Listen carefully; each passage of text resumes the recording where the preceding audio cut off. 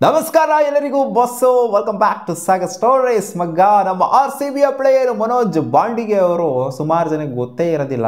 ಯಾರಿಗೂ ಅವರು ಮನೋಜ್ ಬಾಂಡಿಗೆ ಅಂತ ಕೇಳ್ತೀರ, ಗೊತ್ತು ನನಗೆ. ಅಂದರೆ ಸ್ಕ್ವಾಡಲ್ಲಿ ಇರೋವಂಥ ಪ್ಲೇಯರ್ಸ್ಗಳ ಬಗ್ಗೆ ಏನು ಡೀಟೇಲ್ ಆಗಿ ಗೊತ್ತಿಲ್ಲದೆ ಇರೋವಂಥವ್ರು ಇವಾಗ ಕ್ವಶನ್ ಆಗಿ ಕೇಳಿದರೆ ಯಾರು ಮನೋಜ್ ಬಾಂಡಿಗೆ ನಮಗೆ ಗೊತ್ತೇ ಇಲ್ವಲ್ಲ ಅಂತ.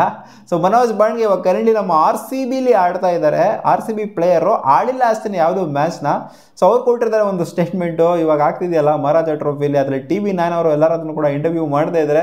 ಸೊ ಮನೋಜ್ ಬಾಂಡಿಗೆ ಅವರು ಕೂಡ ಇಂಟರ್ವ್ಯೂಲಿ ಹೇಳಿದ್ದಾರೆ. ಕ್ವಶನ್ ಬರುತ್ತೆ, ಒಂದು RCB ನಮ್ಮನ್ನ 2 ವರ್ಷ ತಗೊಂಡಿದ್ದಾರೆ, 2 ವರ್ಷ ಇಟ್ಕೊಂಡ್ರು, 1 ವರ್ಷ ರಿಟೈನ್ ಕೂಡ ಮಾಡಿಕೊಂಡ್ರು.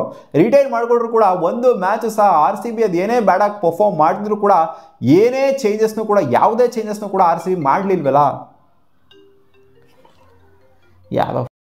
ಯಾವುದೇ ಚೇಂಜಸ್ನ ಅಂದರೆ ಡೊಮ್ಯಾಸ್ಟಿಕ್ ಪ್ಲೇಯರ್ನ ಒಬ್ಬರನ್ನ ಆಡಿಸ್ಬೇಕು ಅಂತನಾಗಲಿ ಅಥವಾ ಇವ್ರ ಹತ್ರ ಟ್ಯಾಲೆಂಟ್ ಇದೆ, ಅವ್ರ ಹತ್ರ ಸ್ಕಿಲ್ ಇದೆ, ರಿಟೈನ್ ಮಾಡ್ಕೊಂಡಿದ್ವಿ, 1 ವರ್ಷನಾರು ಅಟ್ಲೀಸ್ಟ್ ಒಂದು ಮ್ಯಾಚ್ ಆದ್ರೂ ಆಡ್ಸೋಣ ಅನ್ನೋ ಥರನಾಗಲಿ RCB ನಿಮ್ಮನ್ನ ನೋಡಲಿಲ್ವಲ್ಲ. ಇದು ಯಾಕೆ ನಿಮಗೆ ಹಿಂಗೆ ಅನ್ನಿಸ್ತು ಬೆಂಚಲ್ಲಿ ಕೂತ್ಕೊಂಡಿರ್ಬೇಕಾದ್ರೆ ಅಂತ ಕೇಳಿದ್ರು. ಸೊ ಅದಕ್ಕೆ ಅವ್ರು ಏನು ಉತ್ತರ ಕೊಡೋಕ್ಕಾಗತ್ತೆ, ಇನ್ನು ರಿಟೆನ್ಷನ್ ಪ್ರೋಸೆಸ್ ಇನ್ನೂ ಏನೋ ಕಂಪ್ಲೀಟ್ ಆಗಿಲ್ವಲ್ಲ. ಸೊ ಏನೋ ಉತ್ತರ ಕೊಡೋದಕ್ಕಾಗೋದಿಲ್ಲ ಈ ಮ್ಯಾಟ್ರ್ ಬಗ್ಗೆ. ಸೊ ಹೋಪ್ಫುಲಿ ಅವ್ರೇನು ಹೇಳಿರೋದು ಅಂತಂದರೆ, ನಾನು ನನ್ನ ಕೈಯಲ್ಲಿ ಆದಷ್ಟು ಪ್ರಯತ್ನ ಪಡ್ತೀನಿ, ನಾನು ಹೊಸ ಸ್ಕಿಲ್ನ ಡೆವಲಪ್ ಮಾಡ್ಕೊಂಡಿದ್ದೀನಿ, ಸೊ ಆ ಸ್ಕಿಲ್ಸ್ನ ಎಕ್ಸಿಕ್ಯೂಟ್ ಮಾಡ್ತೀನಿ ಈ ಸಲ ಮಹಾರಾಜ ಟ್ರೋಫಿಲಿ. ಸೊ RCB ಅಲ್ಲ ಅಂತ ಅಂದ್ರೂ ಅವ್ರು ಹೇಳಿಲ್ಲ, ಯಾವ್ದಾರ ಒಂದು ಟೀಮ್ ಸಿಗುತ್ತೆ, ಇನ್ ಕೇಸ್ ಏನಾದ್ರು ಆಪ್ಷನ್ಗೆ ಬಂದರು ಅಂದರೆ ಯಾವ್ದಾರ ಒಂದು ಟೀಮು ಪಿಕ್ ಮಾಡುವಂಥ ಸಾಧ್ಯತೆಯೂ ಕೂಡ ಇರುತ್ತೆ. ಅಂದರೆ ಅವ್ರು ಅಂದ್ಕೊಂಡಿದ್ದಾರೆ RCB ಅವ್ರನ್ನ ರಿಟೈನ್ ಮಾಡೋದಿಲ್ಲ ಅಂತ. ಅದು ಆಬ್ವಿಯಸ್ ಎಲ್ಲರಿಗೂ ಗೊತ್ತಿರೋವಂಥ ವಿಚಾರನೇ, ಯಾಕಂದರೆ ಇದು ಮೆಗಾ ಆಪ್ಷನ್ ಆಗಿರೋದನ್ನ ಮಿನಿಮಮ್ ನಂಬರ್ ಆಫ್ ಲಿಮಿಟೆಡ್ ರಿಟೆನ್ಷನ್ಗಳೆಲ್ಲ ಇರುತ್ತೆ. ಸೊ ಆದ್ದರಿಂದ ಇವ್ರನ್ನ ರಿಟೈನ್ ಮಾಡ್ಕೊಳ್ಳೋದಿಲ್ಲ RCB, ಪಕ್ಕ ರಿಲೀಸ್ ಮಾಡ್ತಾರೆ ಅಂತ ಗೊತ್ತು. ವೈಶಾಖ್ ವಿಜಯ್ ಕುಮಾರ್ನು ರಿಲೀಸ್ ಮಾಡ್ತಾರೆ ಅಂತ ಎಲ್ಲರಿಗೂ ಗೊತ್ತಿರೋವಂಥ ವಿಚಾರನೇ. ಬಟ್ ಆಪ್ಷನಲ್ಲಿ ಪಿಕ್ ಆಗುವಂಥ ಸಾಧ್ಯತೆ ಇರುತ್ತೆ. ಯಾವ್ದಾರ ಟೀಮ್ ಸಿಕ್ಕಿದ್ರೆ ಎಲ್ಲ ಟೀಮ್ಗೂ ಕೂಡ ಆಡೋದಕ್ಕೆ ನಾನು ರೆಡಿ ಆಗಿದ್ದೀನಿ ಅನ್ನೋ ಥರನೇ ಉತ್ತರ ಕೊಟ್ಟಿರೋದು. ಬಟ್ RCB ಅವರಿಗೆ ಆಪರ್ಚುನಿಟಿ ಕೊಡಲಿಲ್ವಲ್ಲ. ಸೊ ಅದ್ರ ರಿಲೇಟೆಡು ಯಾವುದೇ ಒಂದು ಕ್ರಿಟಿಸೈಸ್ ಇವ್ರು ಮಾಡಿಲ್ಲ, RCB ನಂಗೆ ಹಂಗೆ ಮಾಡಬೇಕಿತ್ತು, ಹಿಂಗೆ ಮಾಡಬೇಕಾಗಿತ್ತು, ಅದು ಮಾಡಬೇಕಿತ್ತು, ಇದು ಮಾಡಬೇಕಾಗಿತ್ತು ಅಂತ. ಸೊ ಅವ್ರು ಏನು ಹೇಳೋದಕ್ಕಾಗೋದಿಲ್ಲ, ಯಾಕಂದರೆ ಅವ್ರೇನು ರಿಟೈರ್ಮೆಂಟ್ನ ತೊಗೊಂಬಿಟ್ಟಿಲ್ಲ. ರಿಟೈರ್ಮೆಂಟರ ತೊಗೊಬಿಟ್ರು ಅಂದರೆ RCB ನಂಗೆ ಅವಕಾಶನೇ ಕೊಡಲಿಲ್ಲ ಗುರು ಅಂತ ಹೇಳ್ಬೋದಾಗಿತ್ತು. ಬಟ್ ಇನ್ ಕೇಸ್ ಏನಾದರೂ ಇವ್ರ ಆಪ್ಷನ್ಗೆ ಮತ್ತೆ ಹೋದ್ರು ಅಂದರೆ RCB ಏನಾದ್ರು ಬೈಬ್ಯಾಕ್ ಮಾಡ್ಕೊಂಡ್ರು ಅಂತಂದರೆ ಅವಾಗ ಒಂದು ವ್ಯಾಲ್ಯೂ ಇರುತ್ತೆ RCBಗೆ. RCB ಏನಾದರೂ ಇವ್ರನ್ನ 2 ವರ್ಷ ಇಟ್ಕೊಂಡು ಆಡಿಸ್ದೆ, ಇವ್ರನ್ನ ಆಪ್ಷನ್ಗೆ ಹೋದ್ರು ಕೂಡ ಆಪ್ಷನ್ಲು ಪಿಕ್ ಮಾಡಿಲ್ಲ ಅಂತಂದರೆ ಸೊ RCBಗೆ ಅವಾಗ ಒಂಥರ ಅಜೀಬ್ ಆಗುತ್ತೆ ಅಂತ ಹೇಳ್ಬೇಕು. ಅಜೀಬ್ ಆಗುತ್ತೆ, RCB ಅಜೀಬೇನೆ ಒಂಥರ. ಏನಾದ್ರು ಇನ್ ಕೇಸ್ ಏನಾದ್ರು ಇವ್ರನ್ನ ಬೈಬ್ಯಾಕ್ ಮಾಡ್ಕೊಳ್ಳಲಿಲ್ಲ ಅಂತಂದರೆ, ಪವನ್ ದೇಶಪಾಂಡೆ ಅವರ ವಿಚಾರದಲ್ಲೂ ಕೂಡ ಇದೇ ಥರ ಮಾಡಿದ್ರು. ಅರೌಂಡ್ 2 ವರ್ಷ 3 ವರ್ಷ ಅವ್ರನ್ನೂ ಕೂಡ ಇಟ್ಕೊಂಡಿದ್ರು. ಒಂಥರ ಅವ್ರ ಕೆರಿಯರ್ನೇ ಒಂಥರ ಈ ಪುಲ್ ಬ್ಯಾಕ್ ಮಾಡಿಬಿಟ್ರು ಅಂತ ಹೇಳ್ಬೇಕು. ಅವ್ರು ಯಾವ್ದಾರ ಟೀಮಿಗೆ ಹೋಗಿರೋರೇನೋ, ಅವ್ರನ್ನ ತಗೊಂಡ್ರು, ಒಂದು ಮ್ಯಾಚ್ ಆಡಿಸಿಲ್ಲ ಅವರು, 2-3 ವರ್ಷ ಇಟ್ಕೊಂಡ್ರು ಪವನ್ ದೇಶಪಾಂಡೆನ. ಸೊ ಅವ್ರನ್ನ ಹಂಗೆ ಸುಮ್ಮನೆ ಕಳಿಸಿದ್ರು. ಮೆಗಾ ಆಪ್ಷನ್ ಬಂತು ಅಂತ ಕಾಣಿಸಿದ್ರು, ಮೆಗಾ ಆಪ್ಷನ್ ಬಿಟ್ಟರು ಅಂತ ಕಾಣಿಸಿದ್ದು ಅವ್ರನ್ನ.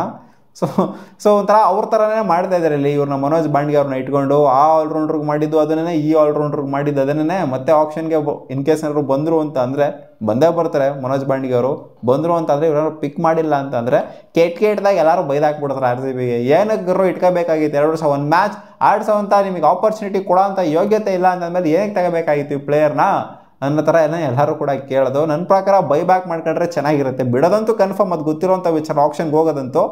ಬಟ್ ಬೈಬ್ಯಾಕ್ ಮಾಡ್ಕೊಂಡ್ರೆ ಬೆಟರ್ ಆಗಿರುತ್ತೆ ಮನೋಜ್ ಬಾಂಡಿಗೆನ ಅಂತ ಅನ್ನಿಸ್ತಾ ಇದೆ. ಸೊ ನೋಡೋಣ, ಅವಕಾಶ ಕೊಡುವಂಥ ಒಂದು ಇಂಟೆಂಟ್ ಇತ್ತು ಅಂತಂದರೆ ಇವರಿಗೆ ಬೈಬ್ಯಾಕ್ ಮಾಡ್ಕೊಂತಾರೆ. ಅಥವಾ ಈ ಪ್ಲೇಯರಲ್ಲಿ ಏನೂ ಇಲ್ಲ ಗುರು, ನಮ್ಗೇನು ಯೂಸ್ ಆಗಲಿಲ್ಲ, 2 ವರ್ಷ ಇಟ್ಕೊಂಡು ನೋಡಿದ್ವಿ, ನಮಗೇನು ಅಂತ ಏನು ಅಮರ್ ರಾಮ್ರಿ ಟ್ಯಾಲೆಂಟ್ ಎಲ್ಲ ಈ ಪ್ಲೇಯರಲ್ಲಿ ಏನು ಕಾಣಿಸ್ತಿಲ್ಲ ನಮಗೆ ಅಂತ ಅವ್ರಿಗೆ ಅನ್ನಿಸ್ತು ಒಂದು RCB ಮ್ಯಾನೇಜ್ಮೆಂಟ್ಗೆ. ಹೆಂಗಿದ್ರು ಕರ್ನಾಟಕ ಪ್ಲೇಯರ್ಸ್ಗಳಂತಂದರೆ ಅಂಡರ್ ಎಸ್ಟಿಮೇಟ್ ಮಾಡೇ ನೋಡೋದು RCB ಮ್ಯಾನೇಜ್ಮೆಂಟು. ಸೊ ಏನಾದ್ರು ಬೈಬ್ಯಾಕ್ ಮಾಡ್ಕೊಂಡಿಲ್ಲ ಅಂತಂದರೆ ನಾವು ಆ ಥರ ಅನ್ಕೋಬೇಕು ಅಷ್ಟೇ. ಒಟ್ಟಿನಲ್ಲಿ ಮನೋಜ್ ಬಾಂಡಿಗೆ ಅವರು ಯಾವುದೇ ರೀತಿಯ ಒಂದು ರಿಗ್ರೆಟ್ ಒಳಗಡೆ ಇರುತ್ತೆ, ಬಟ್ ಅದನ್ನ ಈಚೆ ಕಡೆ ಹಾಕೊಂಡಿಲ್ಲ. RCB ನನಗೆ ಕೂರಿಸ್ಬಿಡ್ತು, ನನಗೆ ಹಂಗೆ ಮಾಡ್ಬಿಡ್ತು, ಬೆಂಚಲ್ಲಿ ಕೂರಿಸೋದು ಬರೀ ನನ್ನ ಅದು ಇದು ಅಂತ ಏನೂ ಹೇಳಿಲ್ಲ. ಒಟ್ಟಿನಲ್ಲಿ ಆಡೋದಕ್ಕೆ ರೆಡಿ ಆಗಿದ್ದಾನೆ. ಯಾವುದೇ ಫ್ರಾಂಚೈಸ್ ಪಿಕ್ ಮಾಡ್ತಂದ್ರೂ ಕೂಡ ಆಡೋದಕ್ಕೆ ರೆಡಿ ಆಗಿದ್ದೀನಿ. ಒಟ್ಟಿನಲ್ಲಿ ಅವ್ರಿಗೆ ಕ್ಲಾರಿಟಿ ಇದೆ RCB ರಿಟೈನ್ ಮಾಡೋದಿಲ್ಲ ಅಂತ, ಜೊತೆಗೆ ಬೇರೆ ಫ್ರಾಂಚೈಸ್ ಪಿಕ್ ಮಾಡುವಂಥ ಸಾಧ್ಯತೆ ಕೂಡ ಇದೆ ಅಂತ ಅವ್ರ ಒಳಗಡೆ ಭರವಸೆ ಇದೆ. ಸೊ ಬೇರೆ ಫ್ರಾಂಚೈಸ್ಗೆ ಹೋದ್ರೂ ಪರವಾಗಿಲ್ಲ ಗುರು, ಅವಕಾಶ ಸಿಗೋವಂಥ ಫ್ರಾಂಚೈಸ್ಗೆ ಹೋಗ್ಬಿಟ್ಟು ಅವಕಾಶ ಇಟ್ಟಿಸ್ಕೊಂಡು ಆಡಲಿ ನಮ್ಮ ಕರ್ನಾಟಕ ಪ್ಲೇಯರ್. ಈ ಥರ ಬೆಂಚಲ್ಲಿ ಕೂತ್ಕೊಂಡು ಕೊಡೋದಕ್ಕಿಂತ ಹೋಗ್ಬಿಟ್ಟು ಬೇರೆ ಫ್ರಾಂಚೈಸಲ್ಲಿ ಅಟ್ಲೀಸ್ಟ್ ಆಡ್ಬಿಟ್ಟು ಮಿಂಚಿದ್ರೆ ಚೆನ್ನಾಗಿರುತ್ತೆ ಅಂತ ನನ್ನ ಪರ್ಸ್ನಲ್ ಅಭಿಪ್ರಾಯ. ನೋಡೋಣ, ಇವ್ರಿಗೆ ಅವಕಾಶ ಕೊಡುವಂಥ ಫ್ರಾಂಚೈಸ್ ಸಿಗಲಿ.